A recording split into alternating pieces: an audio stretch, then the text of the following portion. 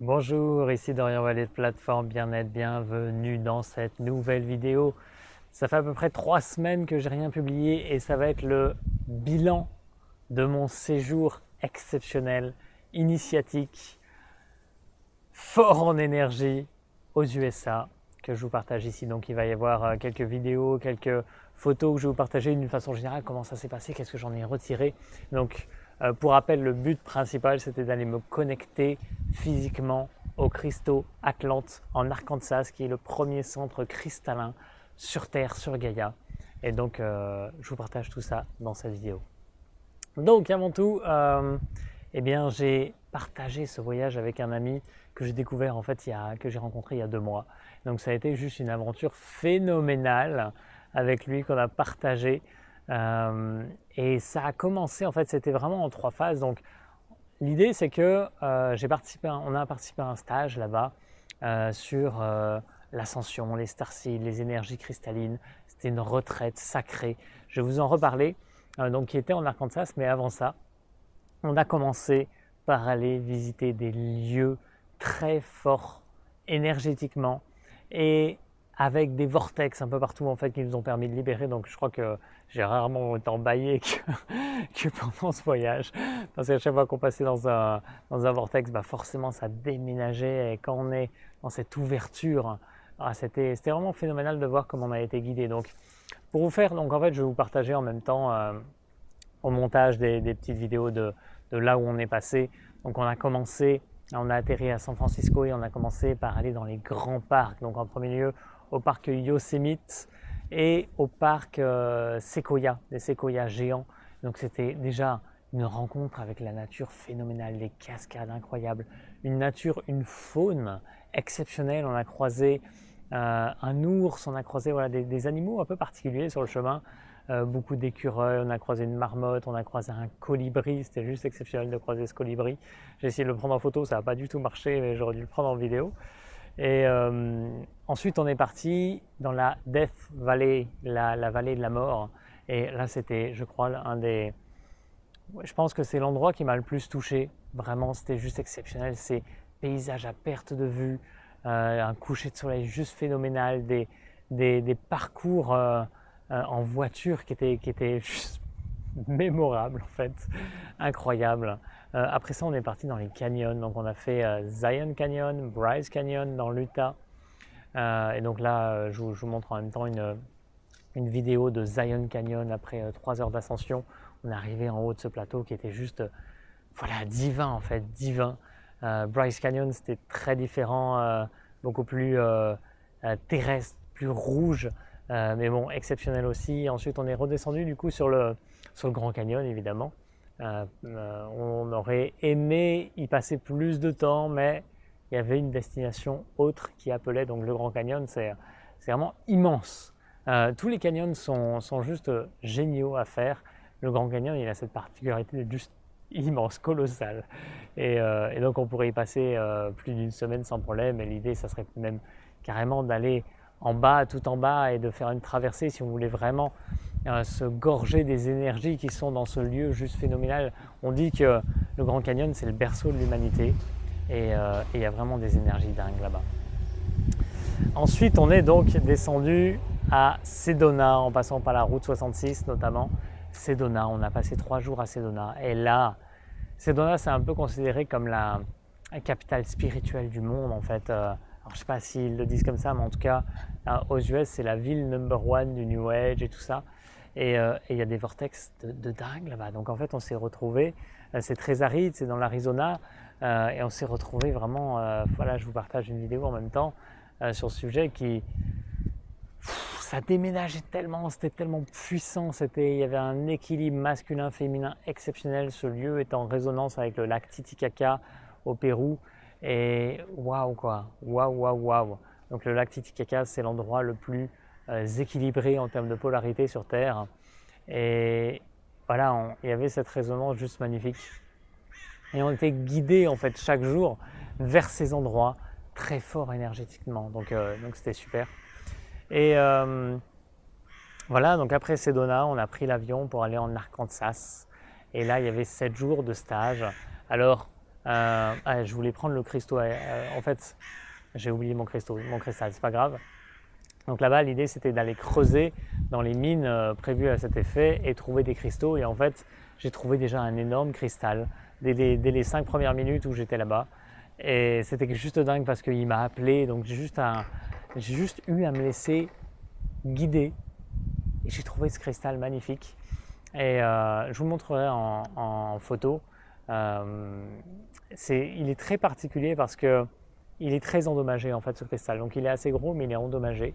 Et ça m'a permis de me reconnecter de me connecter plutôt à ma mission liée aux cristaux. Donc on a tous, voilà, on n'a pas forcément un chemin qui est lié aux cristaux. En tout cas, le mien il est lié, c'est sûr. Et il y a des personnes qui ont pour mission par exemple de répandre les cristaux dans le monde entier et tout ça. Et moi j'ai vraiment connecté au fait que j'étais juste là pour leur donner de l'amour. Et qu'il y a énormément de cristaux qui sont endommagés. Notamment voilà, avec les mines et tout ça, et que à travers ce cristal endommagé, eh bien, il y a une énergie très particulière qui se dégage et je sens que j'ai ce devoir d'envoyer de l'amour. Et je me suis retrouvé dans des magasins de cristaux où je me sentais pas bien et je me voyais juste en devoir d'aller vers des cristaux et de leur envoyer de l'amour et tout de suite ça rétablissait une harmonie qui était magnifique. Donc voilà, et ensuite le stage, bon, il y a eu beaucoup de reconnexion, beaucoup de nettoyage de mémoire. Alors je me suis vu aussi avec beaucoup d'attentes et j'ai été déçu par rapport à beaucoup de choses parce que le cadre était complètement défaillant. Mais voilà, c'était quand même une expérience très très riche à travers cette région qui est perdue en fait au plein milieu des USA. Personne n'y va et pourtant c'est un des endroits les plus vibrants des US parce qu'il y a ces cristaux ultra présents, ce vortex de l'Arkansas qui est ultra présent. J'en parlais dans mon article sur les énergies cristallines et dans le web atelier aussi sur ces lieux très forts vibratoirement où la civilisation atlante. Alors là-bas ils disent que les cristaux viennent plutôt de la Lémurie, mais en fait ces deux civilisations sont tellement liées que ça revient au même. Et voilà, l'Arkansas c'est vraiment le pôle le plus important avec le Brésil également. Et voilà, il y a aussi il y a le mont Shasta où il y a un énorme cristal, il y a le lac Titicaca et voilà, il y a tout le détail aussi sur l'article sur les énergies cristallines. Donc voilà, en fait, il y a eu plein de prises de conscience. En fait, je me suis reconnecté à donc il y a pas mal de choses liées à la nourriture, l'alimentation, c'est vraiment un chemin initiatique pour moi. Je suis en train d'écrire ce livre sur l'alimentation vivante et vibratoire et je me suis reconnecté à des anciennes vies où j'étais par exemple en Éthiopie et j'avais rien à manger et donc je peux avoir une forme de culpabilité dans cette vie où je peux avoir tendance à manger plus que nécessaire et donc voilà, il y avait ça à nettoyer. J'ai eu des vies aussi où j'ai été empoisonné et donc voilà, cette peur de l'empoisonnement aussi à travers la nourriture, d'où cette quête de connaissance à fond et voilà, c'était très chouette de se reconnecter à ça pour pouvoir libérer ces énergies et me permettre d'être beaucoup plus sain, beaucoup plus libéré dans tout ça. Et voilà, quoi vous dire. En fait, il y a le cadre qui était très présent, cette présence qui est toujours plus présente, qui est en lien aussi avec la retraite que j'ai faite début août, qui était très très très forte, très puissante, très life changing, donc vraiment transformatrice. J'ai adoré et donc je me vois en train d'instaurer aujourd'hui dans ma vie un cadre me permettant cette présence en tout moment et donc pour éviter de me laisser happer par l'extérieur. Et donc là je vois au retour de ce voyage un peu difficile, voilà, j'ai le décalage horaire en plein dans la tronche. Voilà, l'énergie du coup est pas au beau fixe, mais je prends le temps de me poser, d'être là, d'être présent à tout ce que je fais, d'apprécier chaque instant et je fais en sorte que mon environnement ne soit pas trop sollicitant.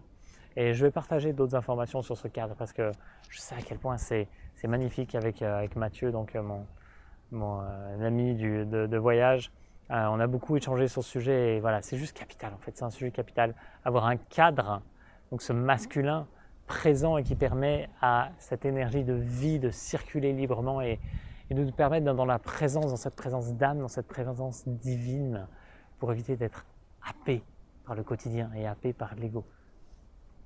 Et enfin, ouais, juste un point sur l'anglais, en fait tout était en anglais, donc ouais, c'était aussi très, très libérateur de parler en anglais tout le temps.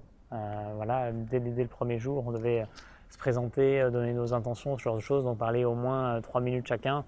Et ouais, ça c'était très chouette, très chouette. J'ai adoré en fait parce que ça a été des partages très très riches dans une langue nouvelle. Et donc le fait d'avoir une autre langue fait qu'on a des prises de conscience différentes aussi.